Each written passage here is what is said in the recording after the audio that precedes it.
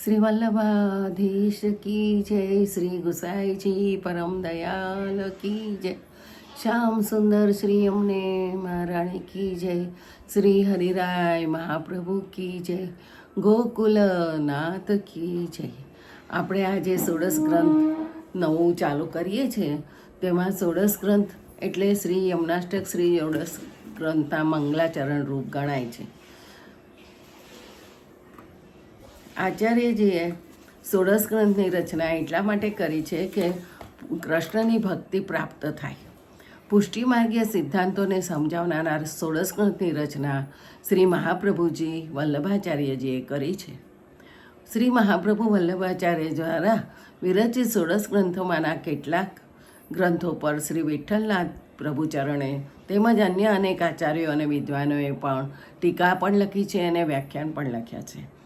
તેમજ યમનાષ્ટક, બાલબોધ, સિદ્ધાંત મુક્તાવલી, પૃષ્ટિ પ્રવાહ, મર્યાદા ભેદ, સિદ્ધાંત રહસ્ય, નવરત્ન, અંતઃકરણ પ્રબોધ, વિવેક ધૈર્યાશ્રય, કૃષ્ણાશ્રય, ચતુશ્લોકી, ભક્તિવર્ધિની, જલભેદ, પંચપદ્યાની, સંન્યાસ નિર્ણય, નિરોધ લક્ષણ અને સેવાફલ.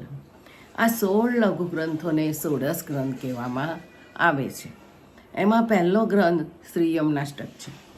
ષોડશ ગ્રંથ વડે પુરુષોત્તમ શ્રી કૃષ્ણની સેવા એ જ ફળની પ્રાપ્તિ છે એવું સમજાવી શ્રી મહાપ્રભુ વલ્લભાચાર્ય ચરણોએ જીવોનો ઉદ્ધાર જ કરી દીધો છે. શ્રી મહાપ્રભુજીના અવતાર વખતે તો આપના દર્શન માત્રથી જીવોના ઉદ્ધાર થઈ જતા હતા. મહાપ્રભુજીએ ઘણાને દ્રષ્ટિથી ઉદ્ધાર કર્યા છે. ષોડશ ગ્રંથોનું નામાત્મક સ્વરૂપ છે. તેથી વર્તમાનમાં ષોડશ ગ્રંથો દ્વારા નિરંતર નિજજનોનો ઉદ્ધાર થતો રહેશે.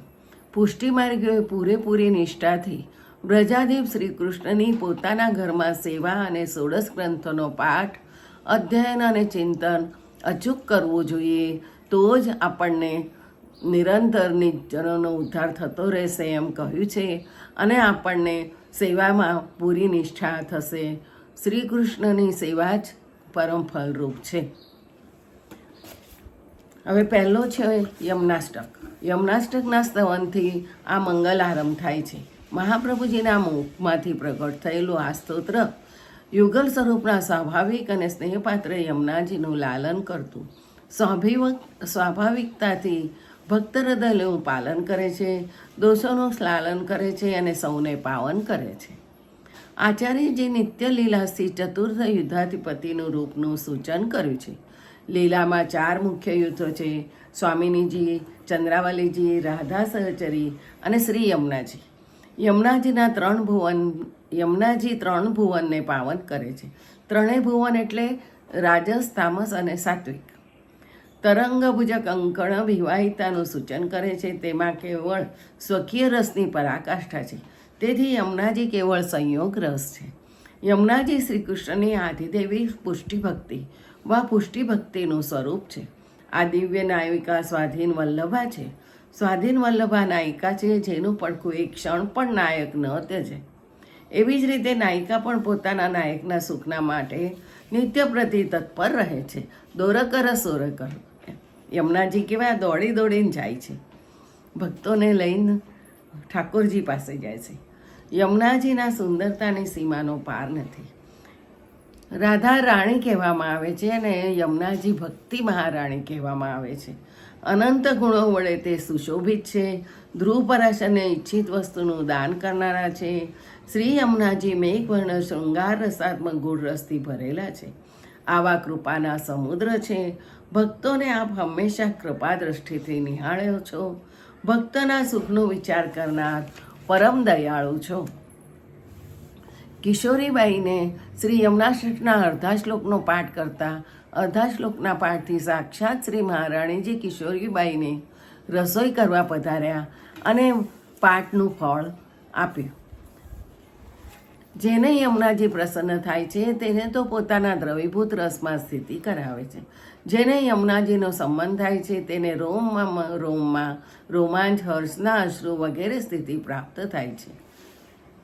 યમુનાજીમાં 9 શ્લોક છે અને યમુનાજીની કૃપાથી ભક્તનું દીનતાવાળું કોમલ હૃદય ઉજ્જવલ બની જાય છે. શ્રી યમુનાજીના સંગમથી શ્રી ગંગાજી શ્રી કૃષ્ણને પ્રિય કરવાવાળા થયા છે. ગંગાજી એટલે ભક્તોનો દીન ભાવનાયુક્ત પરાકાષ્ઠાએ પહોંચેલો હૃદયનો આવેગ. દીનતાથી પ્રભુ સર્વાંશે પ્રસન્ન થાય છે. પ્રભુના ચરણારવિંદમાં દાસત્વ રહેલું છે એટલે દાસ ભાવના ચરણારવિંદથી જ સિદ્ધ થાય છે. શ્રી યમુનાજી જેવું દાસત્વયુક્ત કોમલ હૃદય કોઈનું જ નથી. શ્રી યમુનાજી, લક્ષ્મીજી તમારી બરાબરી કરવા ચાહે છે, પરંતુ લક્ષ્મીના સેવનથી અનર્થ થાય છે.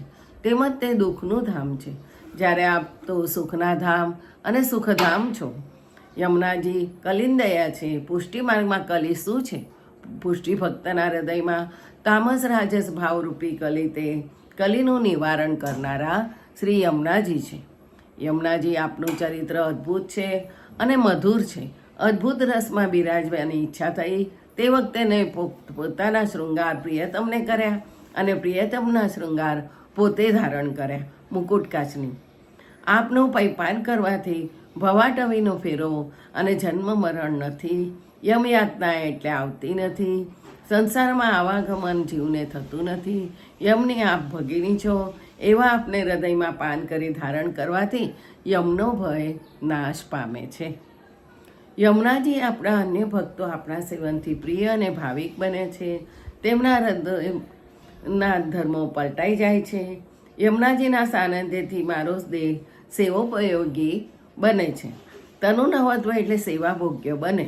યમુનાજીની આડીથી ભગવાન સ્વયં નિજ ભક્તોના પ્રેમ કરે છે. યમુનાજીનો મહિમા છે સૂર્યતનિયા યમુનાજી. આ અષ્ટકનો નિરંતર જે કોઈ પ્રસન્નતાપૂર્વક પાઠ કરે છે તેના સમસ્ત પાપનો નાશ થાય છે. મુકુંદ ભગવાનમાં અવશ્ય પ્રીતિ થાય છે અને તે પ્રીતિથી સકલ સિદ્ધિઓ મળે છે. સ્વભાવનો વિજય થાય છે. મુરારી ભગવાન પરમ પ્રસન્ન થાય છે. શ્રી હરિના પ્રિય શ્રીમદ વલ્લભાચાર્યજી કહે છે કે યમુનાષ્ટકના શ્લોક એક શ્લોક એક ઐશ્વર્યનું વર્ણન છે. એમ મળીને 8 ઐશ્વર્યનું એમાં નિરૂપણ કર્યું છે. 8 ઐશ્વર્યો ઠાકોરજીએ શ્રી મહારાણીજીને જીવોને આપવા માટે આપ્યા છે. યમુનાજી આ 8 ઐશ્વર્યો જીવોને આપે છે. તેના ઋણના સ્મરણમાં 8 શ્લોકની સ્તુતિ કરે છે અને 9મો શ્લોક એ ફલશ્રુતિ વર્ણવી છે. યમુનાજી આપણને 8 પ્રકારના ઐશ્વર્ય આપે છે. સાક્ષાત લીલોપયોગી દેહ, તેમની લીલાનું અવલોકન, ભગવાનના રસનો અનુભવ, સર્વાત્મ ભાવ વગેરે સમગ્ર સિદ્ધિઓને આપવામાં કારણભૂત થયું છે. આ પ્રથમ ઐશ્વર્ય છે. હવે બીજું ઐશ્વર્ય, ભગવાનમાં ભક્તિ વધારવી.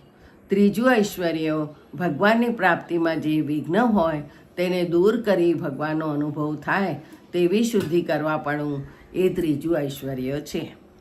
ભગવાનના જેવા યમુનાજીમાં શ્રી જ્ઞાન વગેરે, શ્રી જ્ઞાન, યશ, ઐશ્વર્ય, વીર્ય, યશ, શ્રી જ્ઞાન અને વૈરાગ્ય વગેરે 6 ધર્મો રહેલા છે. તેથી ભગવાનનો સંબંધ વિના શ્રમે કરાવે છે. હવે 5મું ઐશ્વર્ય, ભક્તોના દોષોને નિવારણ કરવાનું કહ્યું છે. પોતાના સેવનથી વ્રજ ભક્તોના જેવા જીવોને ભગવાનના કૃપાપાત્ર કરવા એ 6થું ઐશ્વર્ય છે. સેવોપયોગી દેહ સંપાદન કરવો એ 7મું ઐશ્વર્ય છે. અને 8મું ઐશ્વર્ય, પ્રભુના પર સેવાનું જળ જે લીલા વખતે પોતાનામાં આવેલું છે તેનો સંબંધ ભક્તોને કરાવો. અને 9મો શ્લોક છે તે નિરંતર પાઠ કરે છે તેને નીચેના ફળ પ્રાપ્ત થાય છે. 9મો શ્લોક એ ફલશ્રુતિ છે. એટલે આપણે આ યમુનાષ્ટકનો પાઠ કરીએ તો આપણને 9મા શ્લોકની ફલશ્રુતિ છે તે આપણને પ્રાપ્ત થાય. સર્વ પાપનો નાશ થાય, મોક્ષ આપવાવાળા મુકુંદ ભગવાનમાં પ્રીતિ થાય, તે પ્રીતિથી સર્વ સિદ્ધિઓની પ્રાપ્તિ થાય, દોષ નિવારક પ્રભુ પ્રસન્ન થાય, સ્વભાવ દુષ્ટ હોય તે ઉત્તમ થાય. આથી સંસારમાંથી આસક્તિ છૂટે છે અને પ્રભુમાં પ્રીતિ થાય છે. માટે આ 16 ગ્રંથમાં પહેલો આપણે યમુનાષ્ટક શ્લોક છે, યમુનાષ્ટક છે આપણે કરીશું આવતીકાલે. જય શ્રી ગોખલેશ.